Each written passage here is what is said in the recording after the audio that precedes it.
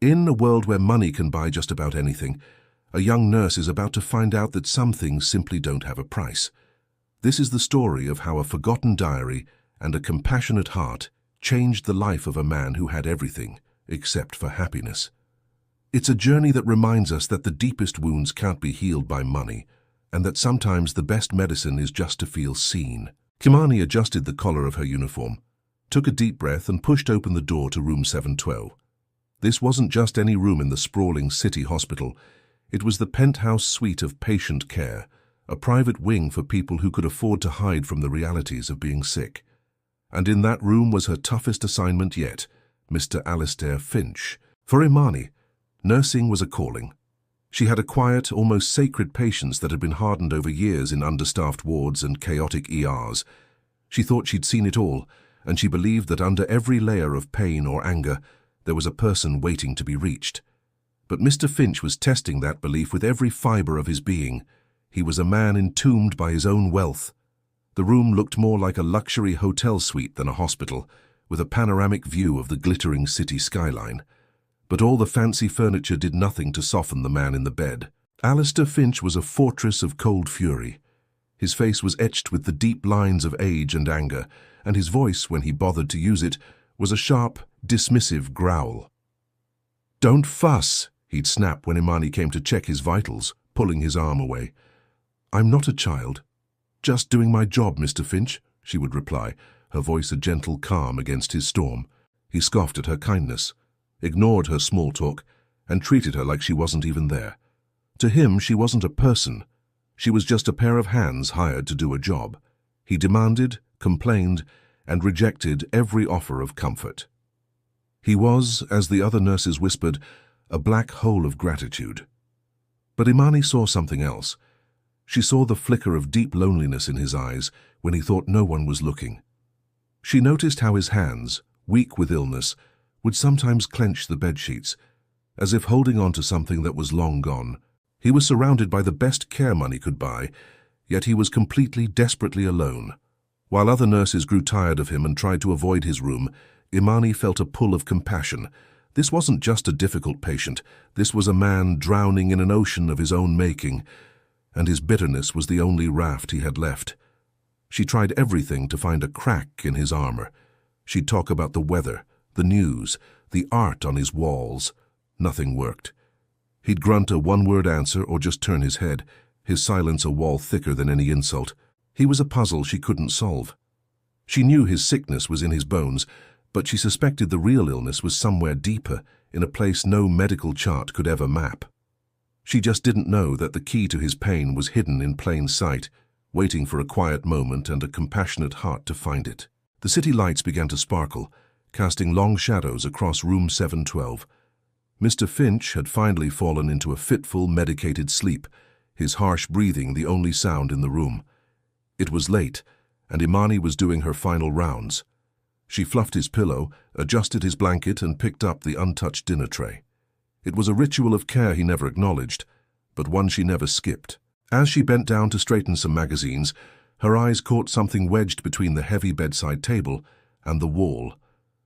It was the corner of a small, leather-bound book. Curious, she gently eased the table forward. There, in the dust, was an old, well-loved diary, its cover soft with time. Imani picked it up.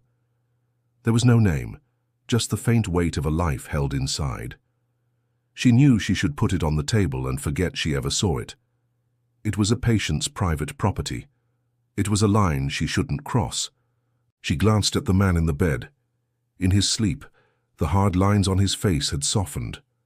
A low moan escaped his lips, a sound of such unguarded sorrow that it pierced Imani's heart. In that moment, he wasn't the angry billionaire. He was just a man haunted by ghosts she couldn't see. A wave of empathy washed over her, so strong it felt like a command. Maybe understanding him was the only way to truly help him. The rules told her to leave it be. Her heart told her something different. With a trembling hand, she clutched the diary. Her shift was over. The hallway was quiet. She'd just take it for the night. Just one page, she promised herself. Just one, to find a clue, a way to reach the man lost in the storm. She slipped the diary into her bag and walked out of the room, not knowing she was carrying the key to both of their futures. The hospital break room was an oasis of worn-out chairs and the smell of burnt coffee. It was here, under the hum of the fluorescent lights, that Imani opened the diary, her heart hammered with a mix of guilt and unstoppable curiosity. The first page was dated over 50 years ago, the handwriting a youthful, elegant script that was impossible to connect to the angry man in room 7112. The first entry she read wasn't about business, it was about a woman. "Met Eleanor today," it began. "She has a laugh that could convince the sun to rise in the west. For the first time, I feel like I am building all of this for a reason. Not just to make a name for myself, but to build a world worthy of her." Page after page, Imani fell deeper into the past of a young Alistair Finch she never knew. He was hopeful, romantic, and deeply in love. He wrote about picnics in wildflower fields, about dancing in the rain, about Eleanor's favorite flower, the simple white lily. He wasn't a billionaire yet. He was just a young man with a big dream and a woman who was the center of his world. The next day, Imani walked into Mr. Finch's room with a new understanding. He was as grumpy as ever, barking at her to fix his pillow. But this time, she didn't just see the bitter old man. She saw the ghost of the young man from the diary. "The lilies in the lobby are beautiful this morning," she said casually. "They always remind me of new beginnings." For the briefest moment, the mask on Alistair's face cracked. His eyes, usually clouded with irritation, flickered with a distant memory. Then it was gone. "What are you rambling about? Get on with it," he grumbled. But he didn't look away. For the first time, he held her gaze for a second longer than he had to. It was a small victory, but it was a start.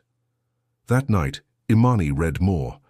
She read about his company's explosive growth, the long hours, the sacrifices. And then she found the entry that changed everything. The handwriting was frantic, broken. "Eleanor is gone. An accident. The doctors said it was instant, but how can it be instant? How can a light that bright just go out? I was in a meeting about buying a company I can't even remember the name of now. I wasn't there. I should have been there, all this money, all this power, and I couldn't save her. It's all worthless, it's all stained with my failure." Imani had to close the diary, her own eyes filling with tears. The weight of his grief, preserved for decades in ink and paper, was crushing. His empire wasn't a monument to his success, it was a tombstone for his regret. His bitterness wasn't who he was, it was a shield, forged in loss. The next morning, Imani didn't say a word when she entered his room. She simply carried a small vase with a single, perfect white lily and placed it on his bedside table. Alistair stared at it, his jaw tight. He opened his mouth to order her to throw it out, but the words caught in his throat. He looked from the lily to Imani, and in her eyes, he didn't see pity. He saw. She understood. A long, shuddering breath escaped him. He said nothing, but for the rest of the day he didn't complain. And when Imani came to check on him later, she found him just staring at the flower, his gaze looking back across a lonely expanse of 50 years. The silence in the room was no longer cold and empty. It was filled with a shared, unspoken sorrow. In the days that followed, a quiet but profound shift happened in room 7 and 12. The fortress that was Alistair Finch had been breached, not by force, but by quiet empathy. He began to speak, not in commands, but in short, fragmented sentences. He would ask about Imani's day. He was a man learning to speak a language he had long forgotten. Imani continued to read the diary each night. She learned of his estrangement from his family, who he felt only saw him as a bank account after Eleanor died. She read of his loneliness, so profound that he'd spend holidays in his empty mansion, surrounded by priceless art but no human warmth. The diary had few recent entries.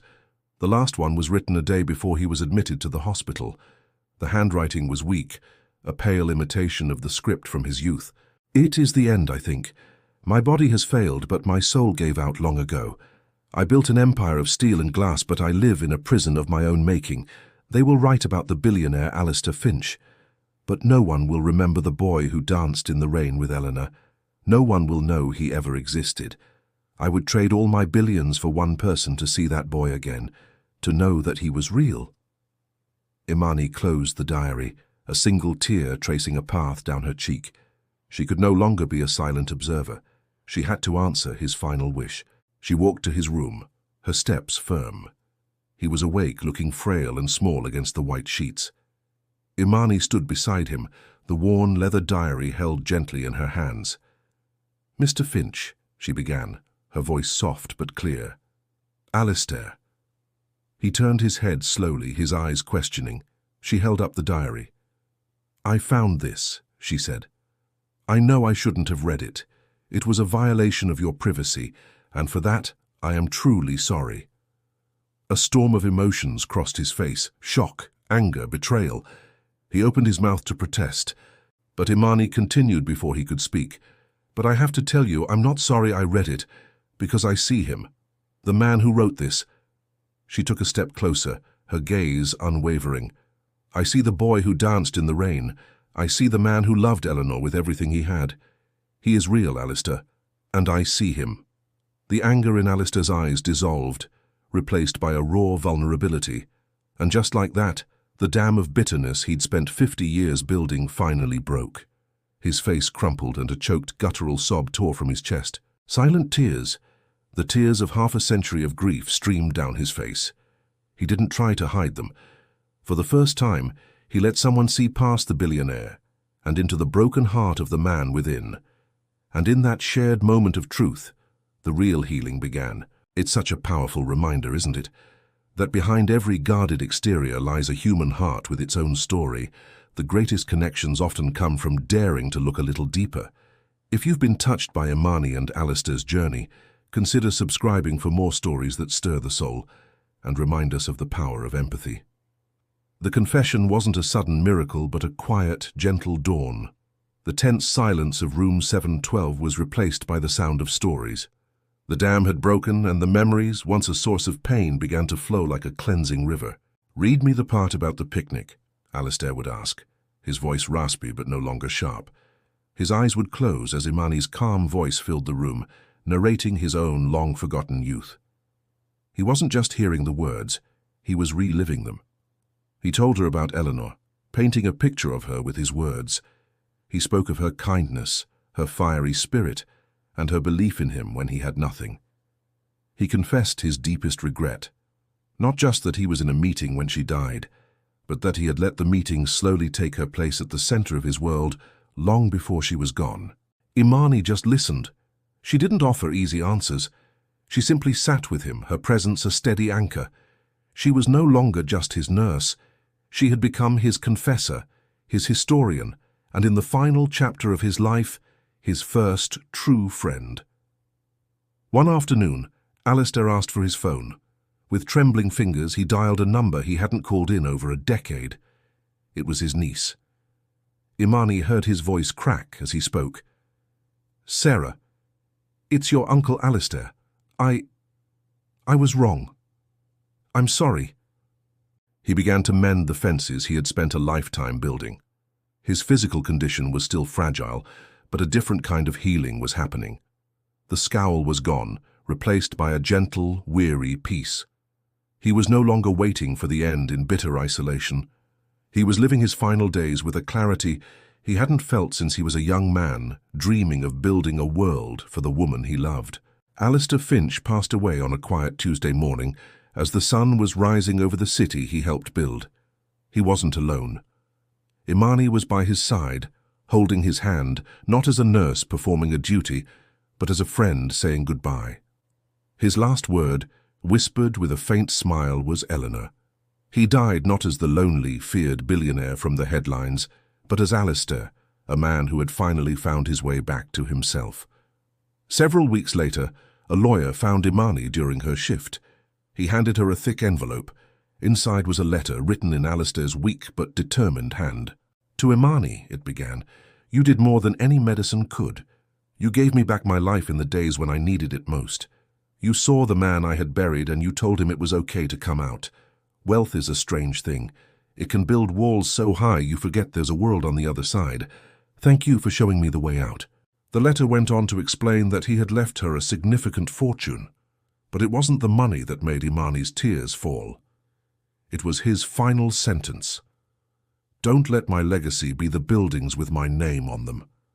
Let it be this: the knowledge that the greatest wealth we can ever accumulate is the compassion we share.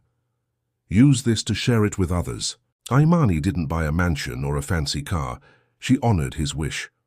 A year later, in the heart of her community, the Eleanor Finch Community Wellness Center opened its doors. It was a free clinic dedicated to providing care with dignity and empathy. Above the entrance, a simple bronze plaque was installed. It didn't mention Alistair's billions. It just said, "In memory of a man who learned that the richest life is one filled with connection." Imani, standing at the entrance of the bustling clinic, knew that Alistair's true legacy was in the countless lives that would be touched by the simple lesson he had learned in his final days. Healing begins when one human heart truly sees another. Alistair's story is proof that it's never too late for a second chance, and that compassion is a currency with infinite value. What part of his transformation resonated with you the most? Share your thoughts with us in the comments. And if you believe in the power of stories to change lives, don't forget to like and subscribe for more.